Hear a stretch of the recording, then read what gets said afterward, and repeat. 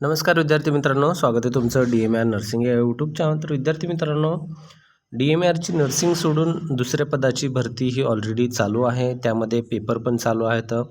पाऊस पडत असल्यामुळे महाराष्ट्रामध्ये पेपर जे आहेत त्यांची पोस्टपोन करण्यात आलेली. तर ही भरती संपल्यानंतर लागली जी दुसरी भरती आहे जी की नर्सिंग असेल ती भरती नक्कीच चालू होणार आहे. कारण नर्सिंगमध्ये जे आहेत पदं खूप जास्त असतात.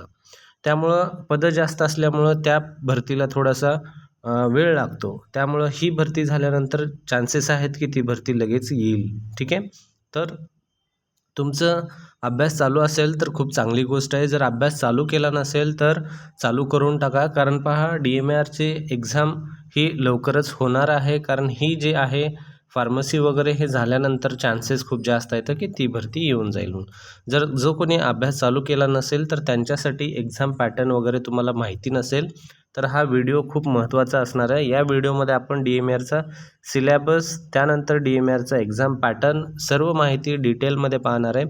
हा एक व्हिडिओ पाहून घ्या तुम्ही. हा जर व्हिडिओ पाहिला तर तुम्हाला सर्व माहिती तुम्हाला भेटून जाईल की DMRमध्ये क्वेश्चन्स कसे पडतात, म्हणजे किती मार्कासाठी, त्यानंतर किती वेळ लागेल, टोटल टाईम किती असेल, ही डिटेल माहिती फक्त या एका व्हिडिओमध्ये तुम्हाला पूर्ण भेटून जाईल. एक व्हिडिओ लावून पहा, पूर्ण सेक्शन समजून जातील, पॅटर्न समजून जाईल, सर्व गोष्टी समजून जाईल. फक्त या व्हिडिओला तुम्हाला पूर्ण पाहावं लागेल मित्रांनो. तर व्हिडिओ मोठा पण होऊ शकतो, स्किप नका करू, पूर्ण व्हिडिओ पहा. तर व्हिडिओ स्टार्ट करू. पहा, सुरुवातीला तुम्हाला सांगायचं महत्त्वाचं म्हणजे जे आहे यामध्ये पहा DMRचा जो एक्झाम जी आहे महत्त्वाची म्हणजे यामध्ये पहा 100 प्रश्न असतात. ठीक आहे. मेन या ठिकाणी तुम्हाला 100 क्वेश्चन विचारले जातात. 100 हे क्वेश्चन असतील. त्यामध्ये तुम्हाला मार्क जे असतात 200 मार्क असतात. 200 मार्क असतील. 100 प्रश्न 200 मार्क्स म्हणजे सिंपल झालं. एका प्रश्नाला तुम्हाला या ठिकाणी 2 मार्क दिले जाणार आहेत. ठीक आहे. त्यानंतर तुम्हाला यामध्ये 120 जे मार्क आहेत हे भेटतील तुम्हाला नर्सिंग सोडून बाकीचे जे प्रश्न असतात, जे की मराठी असेल, इंग्लिश असेल, ह्या सर्व गोष्टीवर तुम्हाला 120 मार्क असतील. त्यानंतर 80 जे मार्क आहेत हे मार्क असतील कशामध्ये तुम्हाला, हे नर्सिंगसाठी असतील. 80 मार्क नर्सिंगसाठी, 120 मार्क नॉन नर्सिंगसाठी, मराठी, इंग्लिश, त्यानंतर जनरल नॉलेज आणि बुद्धिमत्ता यासाठी तुम्हाला 120 मार्क असतील. हे झालं तुमचं. त्यानंतर मग तुम्हाला महत्त्वाचं म्हणजे यामध्ये वेळ किती असेल. तर तुम्हाला वेळ जो असणार आहे या ठिकाणी पहा 90 मिनिटाचा वेळ असणार आहे. ठीक आहे. 90 मिनिटं तुम्हाला या ठिकाणी वेळ असेल यामध्ये. तर पहा यामध्ये एक अगोदर जी DMR एक्झाम होत होती यामध्ये आणि आताच्या एक्झाममध्ये यांनी पॅटर्नमध्ये थोडासा चेंज केला आहे. जो टाईम बाउंडचा पॅटर्न आहे या ठिकाणी हा नवीन आणलेला आहे. हा जो आहे टाईम बाउंड तुमच्यासाठी हा थोडासा नवीन, जे आता फर्स्ट टाईम ज्यांनी देत आहेत वगैरे त्यांना थोडासा हा प्रॉब्लेमॅटिक होईल. कारण अगोदर जे होतं हे टाईम बाउंडचं अगोदर सेक्शन नव्हतं, हे फर्स्ट टाईमच आलेलं आहे. तर यामध्ये फर्स्ट अगोदर कोणी DMR एक्झाम दिली असेल तर त्यांना थोडंफार माहीत असेल, पण टाईम बाउंड हा अगोदर नव्हता, हा आता चेंज झालेला आहे. यामध्ये आता सध्या काय झालेलं आहे, तुम्हाला टोटल जे आहेत 5 सेक्शन आहेत. ठीक आहे. 5 सेक्शन केलेले आहेत. ऑलरेडी 5 सेक्शन जे असतात, जे तुमचे पोर्शन जे आहेत, ज्यामध्ये 5 सेक्शनमध्ये थर्ड सेक्शन जो आहे हा सेक्शन, यामध्ये general knowledge, reasoning, general science आणि ॲप्टिट्यूड ह्या सर्व गोष्टी एकामध्येच ॲड आहेत. जनरल नॉलेज, GK, GS आणि रिझनिंग, मॅथ वगैरे ह्या तिसऱ्या पोर्शनमध्ये असतात. त्यामुळे या ठिकाणी तुम्हाला 15 + 15 असे एकूण 30 या ठिकाणी मार्क दिसायला लागले. तर क्वेश्चन 30 दिसायला लागलेत म्हणजे मार्क 60 या ठिकाणी आहेत. ठीक आहे. हे ह्याच्यामध्ये ॲड केल्यामुळं इथं 30 प्रश्न झालेले आहेत. पोर्शन हे झाले टोटल 4 विद्यार्थी मित्रांनो. ठीक आहे. एवढं समजलं असेल तर नक्कीच लाईक करायला विसरू नका. तुमचं एक लाईक जे आहे विद्यार्थी मित्रांनो आपल्याला असे व्हिडिओ वगैरे बनवण्यासाठी प्रोत्साहन भेटतं, जेणेकरून आपण विद्यार्थ्यांना असं जास्त माहिती वगैरे देण्याचा प्रयत्न करत असतो. तर हे झालं विद्यार्थी मित्रांनो वेळेचं तुमचं जे टाईम आहे या ठिकाणी टाईम 90 मिनिटाचं. ठीक आहे. ऑलरेडी तुम्हाला सांगितलेलं आहे. तर या ठिकाणी आता पुढची माहिती सांगतो तुम्हाला सेक्शनमध्ये. ठीक आहे. या ठिकाणी तुम्हाला जनरल नॉलेज हे यामध्ये आहे, त्यामुळे हे 30 मार्काचं सांगितलं. तर 5 सेक्शनमध्ये कसं त्यांनी डिवाईड केलेलं आहे, तुम्हाला काय करावं लागेल, या ठिकाणी 5 ग्रुप बनवलेले आहेत त्यांनी.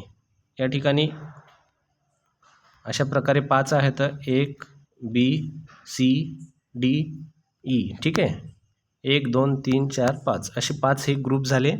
यामध्ये त्यांनी काय केलेलं आहे, यामध्ये तुम्हाला सुरुवातीला पहिला पोर्शन असेल मराठीचा. मराठीमध्ये तुम्हाला 3 प्रश्न विचारले जातील. त्यानंतर दुसरा आहे इंग्लिशचा. इंग्लिशमध्ये तुम्हाला या ठिकाणी परत 3 प्रश्न विचारले जातील. त्यानंतर पुढचं आहे जी के आहे. जी के ज्यामध्ये प्लस मॅथ पण असेल, तुम्हाला ऑलरेडी सांगितलेलं आहे. मराठी झालं, इंग्लिश झालं, त्यानंतर हे आहे जी के प्लस मॅथ. ठीक आहे. त्यानंतर पुढचं आहे तुमचं टेक्निकल. तर जी केमध्ये तुम्हाला 6 प्रश्न विचारले जातील. 3 + 3 + हे 6 झाले. आणि टेक्निकलचं जे आहे लास्टचं, यामध्ये 8 प्रश्न विचारले जातील. हे सर्व प्रश्न किती झाले विद्यार्थी मित्रांनो? 3 आणि 3 हे 6 झाले. 6 + 6 12 झाले. 12 + 8 20 झाले. तर तुम्हाला हे 20 प्रश्न जे आहेत या ठिकाणी सोडवायचे आहेत. हे 20 प्रश्न किती मिनिटामध्ये सोडावं लागेल तुम्हाला? 18 मिनिटामध्ये सोडवावं लागेल. लक्षात असू द्या, हे पहिला सेक्शन जो आहे 20 प्रश्नाचा सोडवायचे तुम्हाला 18 मिनिटामध्ये. सेम पूर्ण सेक्शन असे जे ग्रुप आहेत अशा प्रकारेच असणार. सेकंड टायमिंगमध्ये तुम्हाला 3 3 6 8 अशा प्रकारे तुम्हाला सर्व यामध्ये 20 प्रश्न होतील. या ठिकाणचे 20, या ठिकाणचे 20, या ठिकाणचे 20, या ठिकाणचे 20, या ठिकाणचे 20. किती झाले? 20 40 60 80 100. हे झाले तुमचे सर्व मिळून 100 प्रश्न या ठिकाणी तुमचे पूर्ण झालेले आहेत. ठीक आहे. तर 100 प्रश्न झाले म्हणजे नक्कीच तुमचे 200 मार्काचं या ठिकाणी पोर्शन कव्हर झालेलं आहे. पण आता तुम्हाला काय करायचं आहे, प्रत्येक ठिकाणी तुम्हाला 18 मिनिटच दिले जाणार आहेत, हे लक्षात असू द्या. प्रत्येक ठिकाणी तुम्हाला 18 मिनिटामध्ये 20 प्रश्न सोडवायचे येतात. तर या ठिकाणी एक प्रॉब्लेम असा आहे, आता अगोदर काय व्हायचं, अगोदर तुम्हाला जर मराठी आलं तर मराठीचे 15 प्रश्न अगोदरच्या 2023मध्ये एक्झाम असेल किंवा 18चे असेल, 15 12 जी काही एक्झाम झाल्या त्यामध्ये अगोदर मराठी आलं तर मराठीचे 15 प्रश्न पूर्ण संपल्यानंतर मग तुम्हाला काय व्हायचं, त्यानंतर तुम्हाला सेक्शन जसे चेंज होत जाईल तसे तुम्हाला सेक्शन येत होते. मग त्यामध्ये तुम्हाला जर 15 प्रश्नामधला 2 प्रश्न जर येत नसतील तर तुम्ही काय करू शकत होता, त्यामध्ये 15 प्रश्नामधले 13 सोडवले, त्यानंतर 2 प्रश्न असले तर रिकामे ते 2 प्रश्न सोडून तुम्ही पेपरच्या शेवटी ते 2 प्रश्न सोडू शकत होता. कारण तुम्हाला ते येत नव्हते 2 प्रश्न, त्यामुळे तुम्ही ते 2 प्रश्न जे होते ते नंतर सोडू शकत होता. त्यानंतर तसं होत होतं अगोदर. पण आता कसं नाही आहे, तसं तुम्हाला सांगितल्याप्रमाणे 5 सेक्शन झालेले आहेत. या 5 सेक्शनमध्ये तुम्हाला काय करायचं आहे, हे कंटिन्युअसली अगोदरचे ह्या सेक्शनमधले 20 प्रश्न सोडवायचे आहेत, मग यामधले 20, मग यामधले 20, मग यामधले 20, मग यामधले 20 असे. पण सगळे 20 सोडवल्यानंतर तुमचा हा पूर्ण 90 मिनिटाचा वेळ संपून जाणार आहे या ठिकाणी. ठीक आहे. प्रश्न पण सांगितले तुम्हाला. कन्फ्यूज आता TCS अशा प्रकारे करेल, सुरुवातीला मराठीचे 3 प्रश्न आले, त्यानंतर पुढचे जे आहे ते इंग्लिशचे 3 येतील.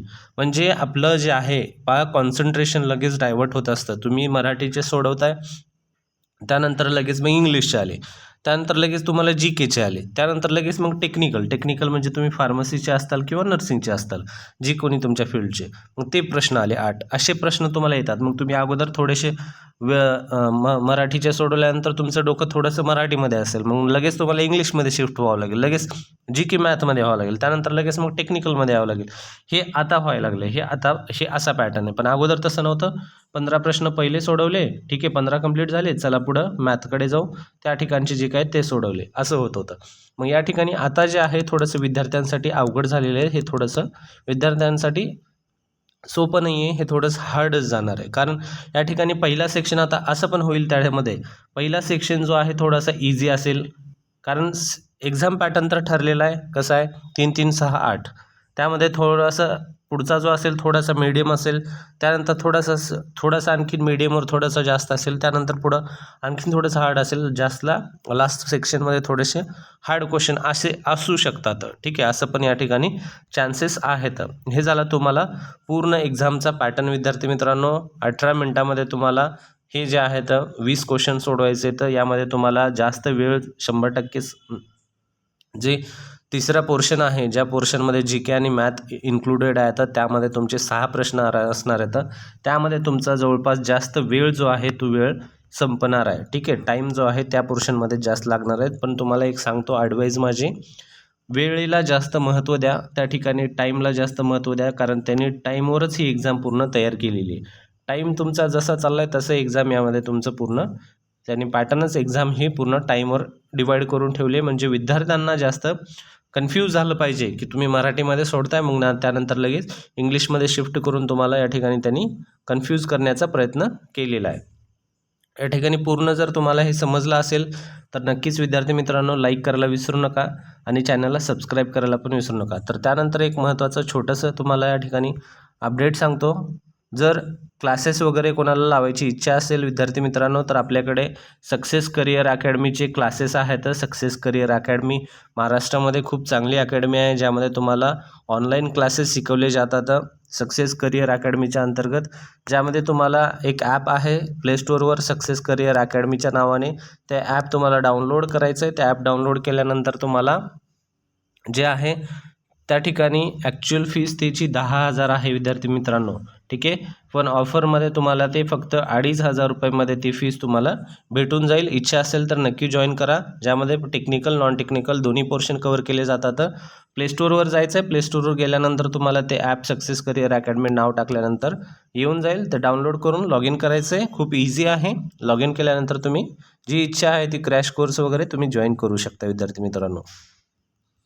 तर हे झालं पूर्ण टाईम बाउंड वगैरे एक्झाम पॅटर्न. आणि एक महत्त्वाचं यामध्ये निगेटिव्ह मार्किंग नसती विद्यार्थी मित्रांनो, लक्षात असू द्या. निगेटिव्ह मार्किंग नसती, जसं रेल्वेमध्ये म्हणा किंवा एम्समध्ये म्हणा वगैरे त्या ठिकाणी निगेटिव्ह मार्किंग असती, पण या ठिकाणी निगेटिव्ह मार्किंग नाही आहे. ही चांगली गोष्ट आहे, जी की खूप चांगली गोष्ट असणार आहे निगेटिव्ह मार्किंगची, ठीक आहे. ही पूर्ण माहिती झाली. त्यानंतर आता आपण जाऊया सिलेबसच्या पोर्शनकडे.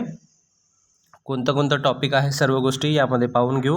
व्हिडिओ थोडासा मोठा होत आहे, पण व्हिडिओ स्किप नका करू. नक्कीच व्हिडिओ थोडासा मोठा होईल, ज्यामुळे तुम्हाला माहिती पण जास्त भेटेल. मराठीमध्ये पहा, प्रश्न जे असणार आहे तर 15 पडतील 30 मार्कांसाठी.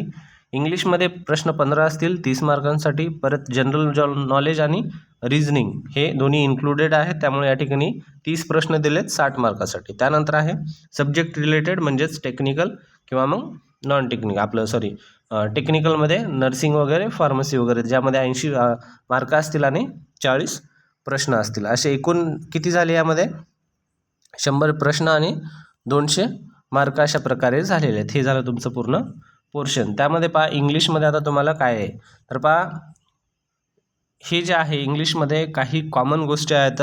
प्रत्येकमध्ये मराठी ग्रामर असेल किंवा मग इंग्लिश ग्रामर असेल, यामध्ये तुम्हाला काही कॉमन गोष्टी आहेत जे तुम्हाला अभ्यास करायचाच आहे विद्यार्थी मित्रांनो, ठीक आहे. तर पहा ग्रामरमध्ये सर्वात कॉमन आहे जे की सिनोनॉम्स म्हणजे पहा समानार्थी शब्द असतात. एखादा शब्द आहे त्या शब्दासारखाच दुसरा शब्द कोणता आहे असं या ठिकाणी तुम्हाला ओळखायचं असते.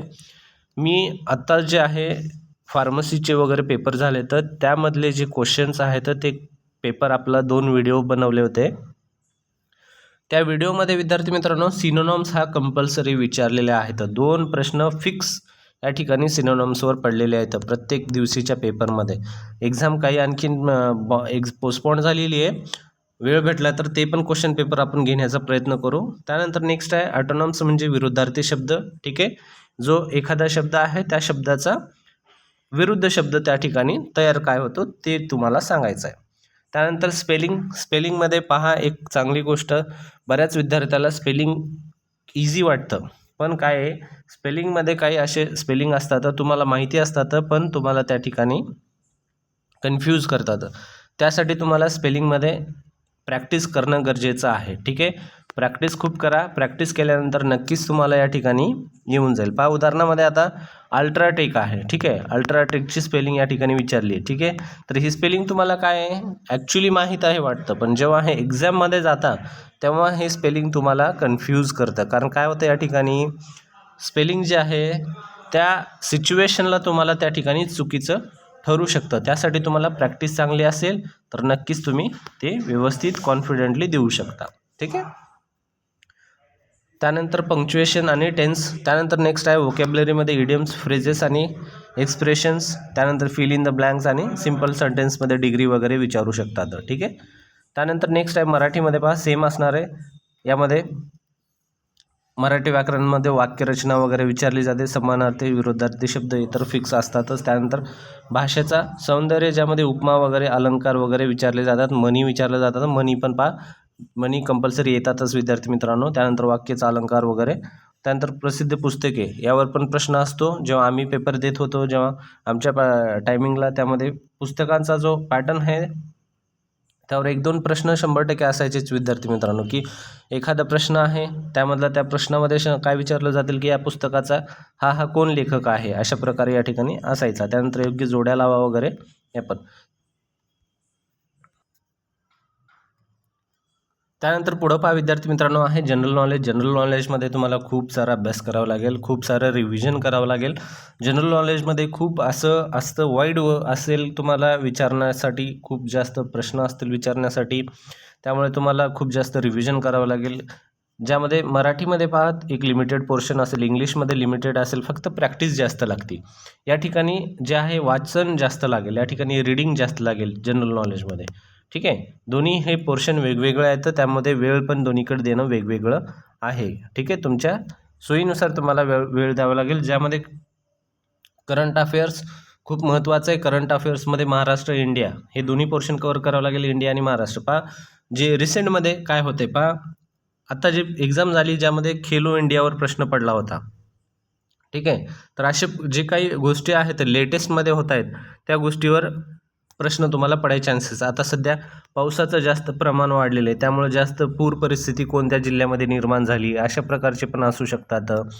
त्यामध्ये पहा महत्त्वाच्या घटना, निर्णय, योजना आणि त्यानंतर जे इंडियन कोड आहेत, ठीक आहे, जे इंडियन कॉन्स्टिट्यूशन आहे त्यावर पण लक्ष द्या. ते पण प्रश्न त्यावर पण 100% असतीलच. पुरस्कार असेल, निवडणुका असतील, विज्ञान, त्यानंतर सायन्स टेक्नॉलॉजीच्या अंतर्गत पण काही प्रश्न असतील, इंडियन डेव्हलपमेंटच्या अंतर्गत काही प्रश्न असतील, त्यावर तुम्हाला भर द्यावा लागेल.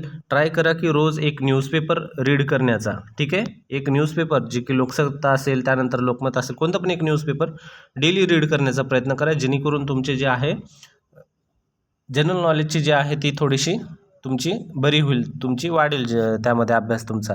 ठीक आहे, त्यानंतर आहे भारतीय इतिहासामध्ये प्रश्न पडू शकतात, ज्यामध्ये इतिहासामध्ये तुम्हाला सर्व गोष्टी आहे प्राचीन, त्यानंतर मध्ययुगीन, त्यानंतर आधुनिक इतिहास वगैरे यामध्ये प्रश्न जास्त असण्याचे चान्सेस असतातच, कारण यामध्ये तुम्हाला प्रश्न पडतातच, कारण इम्पॉर्टंट पोर्शन आहे इंडियन हिस्ट्री आणि सिविक्समध्ये. त्यानंतर भूगोलमध्ये नद्याच्या संदर्भामध्ये जास्त अभ्यास करा. नद्यामध्ये त्यानंतर धरण वगैरे या संदर्भात पहा, कोणती नदी कुठून उगम पावती, त्यानंतर मोठी नदी कोणती आहे, अशा प्रकारचे प्रश्न.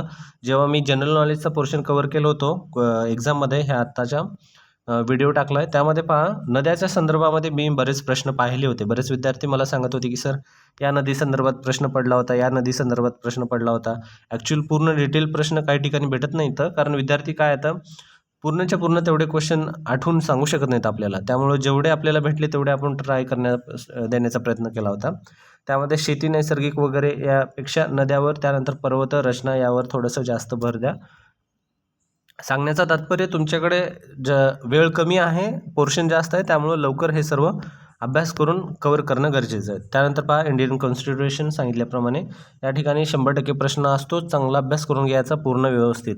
त्यानंतर आहे सामान्य ज्ञानमध्ये पहा जनरल सायन्स, स्पोर्ट, कल्चर वगैरे या गोष्टी. स्पोर्टमध्ये हेल्थ डे कधी असतो, त्यानंतर ह्या सर्व गोष्टी तुम्हाला अभ्यास करायचा आहे. हेल्थ डे असेल, नृत्य, संगीत, कला या संदर्भामध्ये कोणत्या महाराष्ट्राचं कोणतं नृत्य आहे, केरळचं कोणतं आहे, बंगालचं, कर्नाटक, ह्या सर्व गोष्टींमधले कोणती गोष्ट कुठं जास्त प्रचलित आहे. त्यानंतर RTI ॲक्ट वगैरे या गोष्टी पण करून घ्या. त्यानंतर basic knowledge of information technology यावर एखादा प्रश्न असेल, चान्सेस आहेत 1 किंवा 2 प्रश्न यावर असतातच, कारण तुम्हाला लिमिटेड प्रश्न आहेत, त्यामुळं याचे पण चान्सेस आहेत. इंटरनेटच्या संदर्भात 1 प्रश्न तर असण्याचे नक्की चान्सेस आहेत. त्यामध्ये पहा लॉजिकल, त्यानंतर नेक्स्ट पुढचा पोर्शन ॲप्टिट्यूड टेस्टमध्ये पहा, यामध्ये जे आहे तुम्हाला अल्फाबेटिकल सिरीज जे फिक्स असतील, लक्षात असू द्या, अल्फाबेटिकल सिरीज लॉजिकलमध्ये ABCD वगैरे, त्यानंतर 1 2 3, त्यानंतर ॲव्हरेज वगैरे ह्या गोष्टी असतात, ते पोर्शन करून घेणं गरजेचं आहे. या ठिकाणी ॲप्टिट्यूड टेस्टमध्ये पहा आकृती श्रेणी, नमुने पूर्ण करणे, अंकलिका क्रम आणि वर्गीकरण हे पण तुम्हाला पाहायचं आहे. बेसिक अर्थमॅटिक नॉलेजमध्ये वजाबाकी, गुणाकार, भागाकार वगैरे, त्यानंतर मॅथमॅटिक्समध्ये अल्जेब्रा आणि न्यूमेरिक्स ह्या गोष्टी पहा. बरेच विद्यार्थी आहेत नर्सिंग पोर्शनमधले, म्हणजे आपल्या नर्सिंग फील्डमधले जे विद्यार्थी आहेत, यामध्ये पहा नर्सिंग विद्यार्थ्यांना थोडंसं लॉजिकल ॲबिलिटी थोडंसं हार्ड जाईल. बाकीचे विद्यार्थी, मोस्ट ऑफ द विद्यार्थी करतील, पण असे काही विद्यार्थी आहेत जे की सांगतात की सर थोडंसं लॉजिकल थोडंसं हार्ड जातं वगैरे, तर त्यांच्यासाठी सांगतो थोडंसं तुम्ही या पोर्शनकडे थोडंसं जास्त लक्ष द्या. कारण हे पोर्शन कसं आहे, तुमचा जास्त वेळ घेणार आहे आणि तुम्हाला जास्त कन्फ्यूज करणार आहे. ठीक आहे, तर या पोर्शनकडे आत्ताच जास्त वेळ द्या, जेणेकरून तुमचे तिथं जे आहे तर 15 मार्क याचे ब्लाइंडली सोडायची गरज पडणार नाही. ठीक आहे, यामध्ये पहा उदाहरणार्थ पहा या ठिकाणी श्रेणी ओळखणे, नमुने, त्यानंतर पूर्ण करणे, अंकमालिका, क्रम आणि वर्गीकरण. त्यामध्ये नंतर मूलभूत अंकगणितमध्ये ज्ञान, वजाबाकी, गुणाकार, भागाकार. यामध्ये सरासरी हे पोर्शन लक्षात आहेत. सरासरी, टक्केवारी, अनुपात व प्रमाण, साधे व चक्रव्याळ, नंतर वेळ आणि काम, वेळ आणि अंतर. हे एवढे पोर्शन 100% यामध्ये प्रश्न असेल म्हणजे असेल. तुम्ही पेपर देऊन या, आल्यानंतर यामधला एक एक प्रश्न असेल ते तुम्ही नक्की मी सांगतो तुम्हाला. तुम्ही नंतर मला सांगताल की सर सरासरीमध्ये पडला, यामध्ये पडला, यामध्ये पडलाच म्हणून. कारण यामध्ये पोर्शन क्वेश्चन असतो. सरळ सेवे पदभरतीमध्ये हे प्रश्न एक सामान्य आहेत, हे पडतातच. ठीक आहे, त्यानंतर नेक्स्ट पोर्शन आहे अल्जेब्रा आणि न्यूमेरिक्स.